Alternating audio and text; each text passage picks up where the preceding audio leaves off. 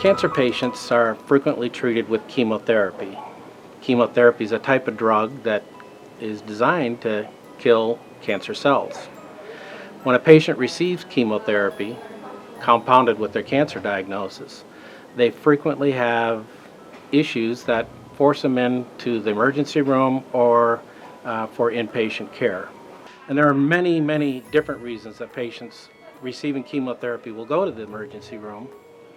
But some of the more common ones are going to be nausea, vomiting, diarrhea, dehydration, and pain. In fact, almost 50% of the patients in our study went to the ER because of pain associated with their cancer diagnosis.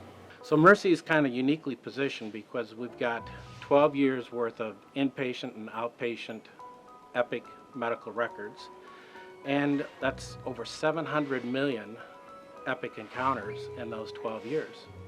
What we did was we took a look at a 3-year window of patients who were receiving chemotherapy for their cancer. It was about 8,300 patients that we identified, over 90,000 chemotherapy encounters. And then we analyzed those patients and those chemotherapy encounters for risk factors that drove them to the ER or drove them to an inpatient admission. We have a report that goes out to the physician offices and the infusion nurses and our nurse navigators on a daily basis. And if they're going to have a clinic visit, then the clinic MAs are notified and they're able to ask questions proactively with the patient. For example, if they're having issues with nausea or pain, then they can identify those areas. And then when the physician comes into the visit, they're able to really work with the patient on, what's changed, how's it changed.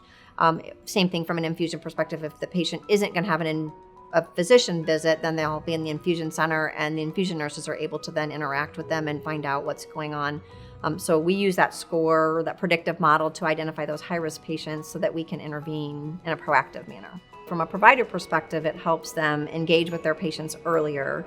From a healthcare institution's perspective, CMS is measuring this and looking at benchmarks for organizations. And right now it's a self-reporting process. So if we agree to self-report, we don't get a 2% reduction in penalty for payment. If you do not self-report, you do have the 2%. But they do look at our outcomes. And so I think if we can proactively address this and try to be ahead of the curve on that model of care by looking at risk assessment, we're going to have better outcomes and really, honestly, better benchmark scores.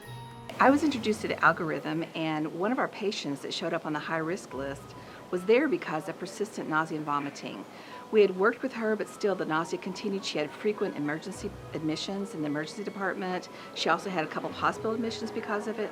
So that morning I went in and we talked about what we could do to manage her nausea more effectively. We actually changed her nausea regimen. We found that it was a lot of anticipatory nausea. We put her on a medication for that. We set her up for IV fluids frequently during the week and the next week.